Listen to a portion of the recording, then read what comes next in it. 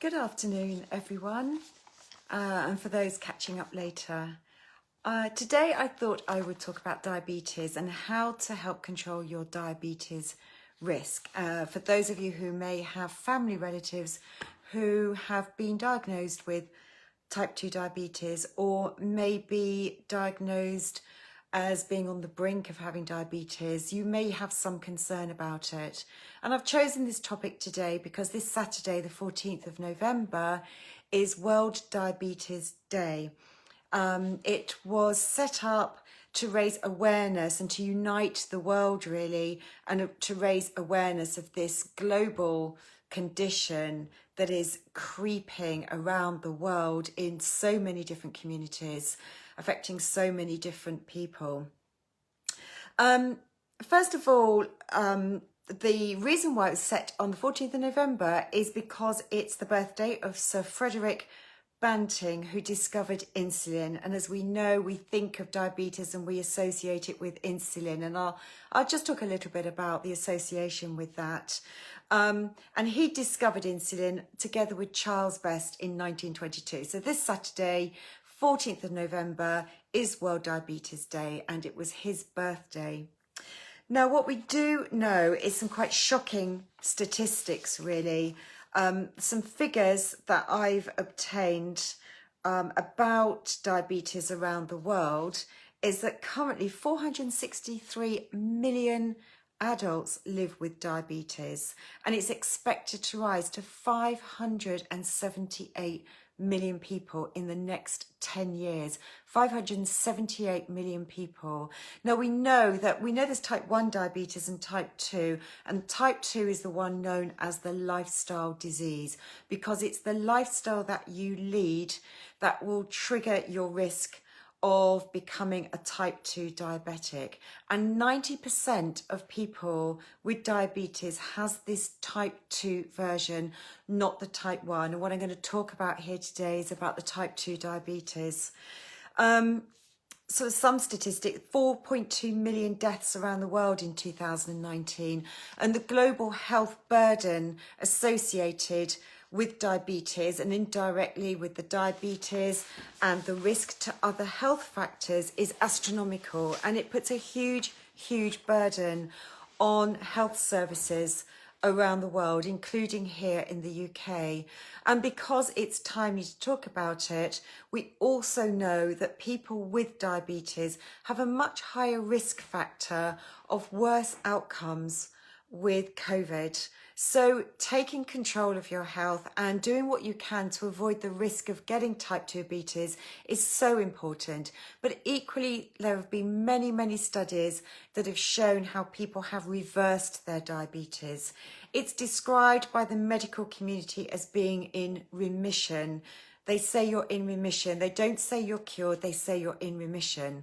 But effectively you have reversed it, which means that your body is able to utilize insulin.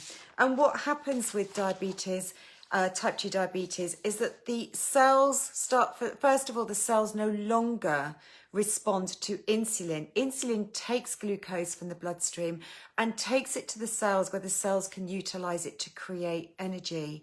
But after a while, if there is too much glucose in the bloodstream and the the pancreas produces more insulin because there's too much glucose in the bloodstream, there's more insulin, it's sort of knocking on the cells saying, can you please utilize this glucose? After a while, the cells stop responding.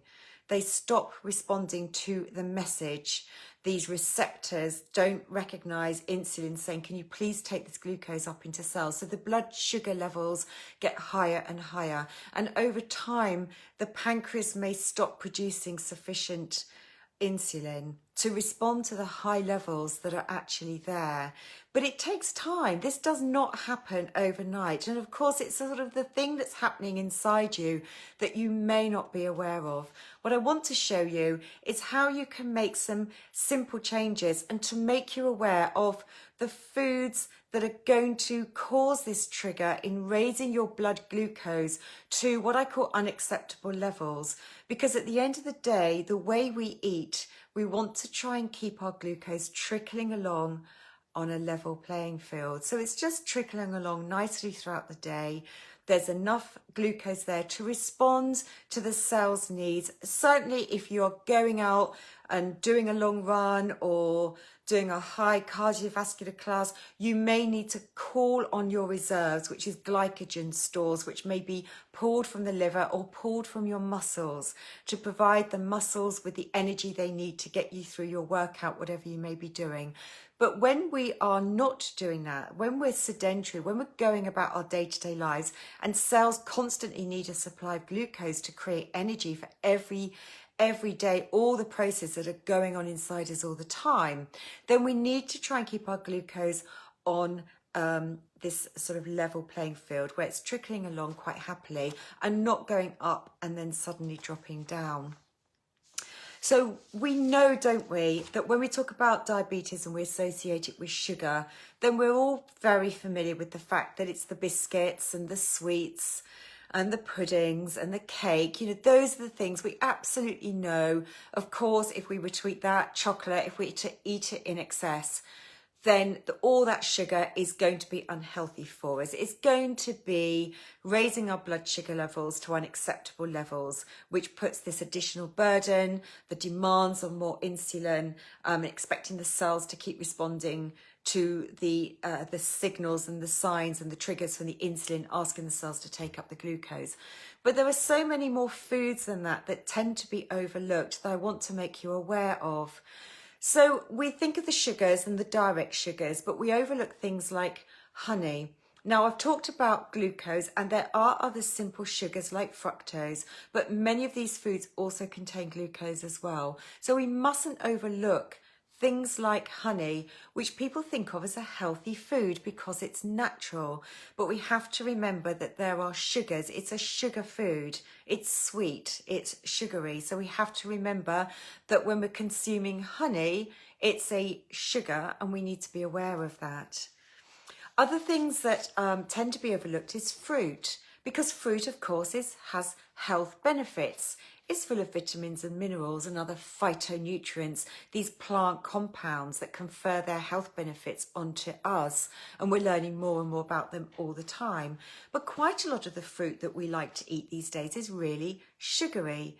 Grapes that we often give to children are very sugary, and bananas are starchy, so they're packed with sugars. They get broken down and digested really quickly, turn into simple sugars and in the bloodstream very, very quickly. So it causes a spike in our blood glucose levels. So we have to watch fruits, tropical fruits like mangoes and pineapple. They're also very, very sugary, and we need to be careful and wary of our intake. Berries are better choices, as are sort of more traditional type apples and smaller ones like your Cox apples or your Golden Delicious apples. But the pink lady apples are the ones that are really sweet, and they're the ones that have become popular because they're just so sweet. So be aware of the sugars in all the fruit you're enjoying, and I would advise you to keep your fruit intake to 2 portions a day. That may seem much lower than you're consuming, and you may be aware of the government's advice to be eating 5 a day. But that 5 a day should be predominantly from our vegetable intake, and keep your fruit intake, as I said, to just 1 or 2 portions a day. Now, thinking about fruit, the one thing I would avoid having and consuming is fruit juice, because when we've juiced fruit, we use a lot of fruit to produce 1 glass, and as I've said, there's a lot of sugar. When we've juiced a glass of orange juice, there are a lot of sugars in it, so be very, very wary of fruit juice, and I would advise you to avoid it. Equally, watch your dried fruit. Dried fruit has a huge amount of condensed sugars in it. So again, we tend to think, oh, raisins and sultanas and dates and figs, and we may be choosing these more natural and healthy cereal bars, which don't have sort of processed sugars, but they will be most likely packed with dates. So there's a lot of sugar in them, and look very carefully at the labels to see just how many grams of sugar is in that bar, and ideally don't have them at all.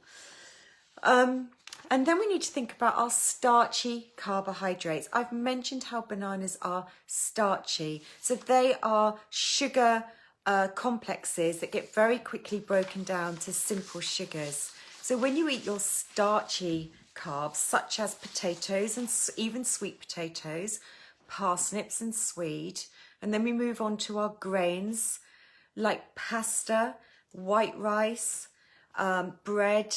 These are starchy carbohydrates. You only need to put a small piece of white bread in your mouth to know just how quickly it sort of dissolves in your mouth. So it dissolves in your mouth because of the sugar content, and there's very little processing involved. By the processing, I'm talking about the digestion to break it down to simple sugars. So starchy carbs are going to have a very quick influence, particularly if they're the refined white ones, on raising your blood sugar levels. So be very, very careful of those. And watch hidden sugars when you're buying food. So you may see when you read ingredients, words which has got OSE, O's on the end. When we think of things like dextrose and maltose, it's the O's, they are sugar compounds. So you need to be very, very careful when you're eating anything and when you're buying ingredients which have those. Think about some of the cereals that you buy, and you may be buying granolas, for example, and granolas are quite sweet over and above your normal mueslis. So when you eat granola, there's usually some sort of sugar in there somewhere. Granolas tend to be very, very sugary, unless you buy the ones that say they're quite low and very low on sugars. But there's always a little bit of sugar in there, and just look at what it's called on the packet and look at the ingredients to see how many grams of sugar. I know now with some muesli granola brands, you're getting down to about 2 grams of sugar per portion. That's how low you're looking for.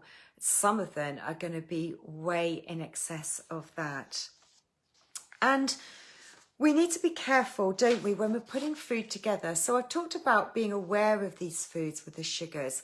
And I'm not saying that you're never going to eat potatoes or some pasta or a piece of bread, because I'm sure you will and you may love those foods. But what is important is keeping your portions quite small, because when you're aware of how much sugar is in those foods, then you're going to keep the portions of those small, and you're going to increase your portion sizes of vegetables and increase your portion sizes of proteins and fats.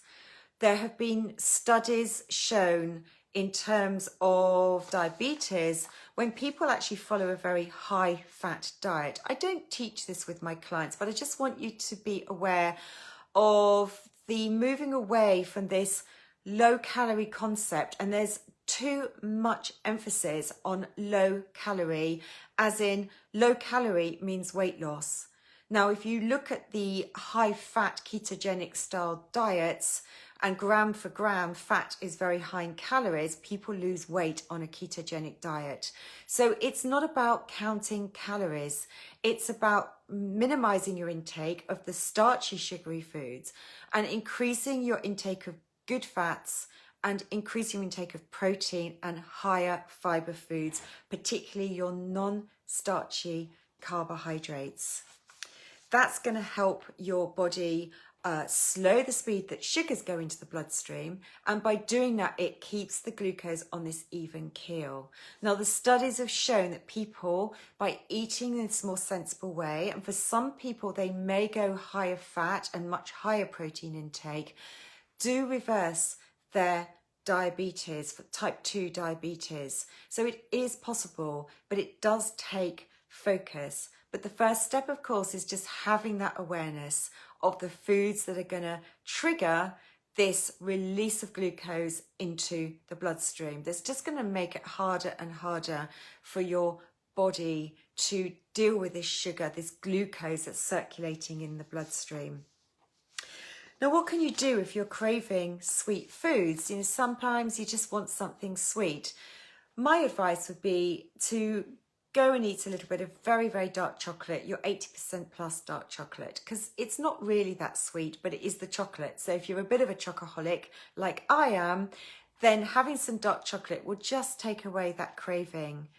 But I would say that it's usually the first 3 days where we experience cravings. And when we can get beyond those 3 days, the cravings start to diminish. Of course, if you've got the food in the house, it's not going to make it easy for you. So you do need to get those foods out of the house to take the temptation away from you. And other things that you might want to think about, things like coconut yogurt. This is not your dairy yogurt flavoured with coconut. This is just coconut yogurt. Or maybe a full fat, not low fat, a full fat Greek yogurt where you add some berries to it, because the berries will provide a low sugar flavour. Sorry, I didn't put my do not disturb on. And the other important aspects, of course, is to do with exercising and movement. This is not to do with intensive exercise, unless that's what you like to do. It's getting outside and moving. It's using the stairs instead of the lifts. It's using the getting outside and going for a walk at lunchtime. If you still commute, it's getting off the bus at the stop before and doing that. So we need to keep moving, get up, walk around, and don't sit at our desks for so long. And something I'm thinking about doing is investing in one of those standing desks or ones that you can move, so we're not always sitting in a chair for lengthy periods of time. And the temptation, I think, with so much home working now is we're sitting for too long. So we need to get up and find a way to move around. If you live in a house, you're working downstairs, even if you've got a downstairs toilet, just use the stairs and go upstairs. Get yourself moving, because the exercise is so important as well. I hope that's provided some useful tips and information for you and made you aware of where to find sugary foods. Once you're aware of that, how to think about combining your foods so you're not eating starchy carbs or high sugary foods on their own, and that you're combining them with proteins and good fats with every meal and every snack as well. Now, thank you for listening, and for further information, if you found this on my Facebook page, is to go to my YouTube channel, which is called Peyton Principles Natural Health, because all my lives are uploaded there as videos, and I have quite a comprehensive library of lots of different talks that you can go and view and learn more about really healthy ways to take good care of your health. Thanks for watching.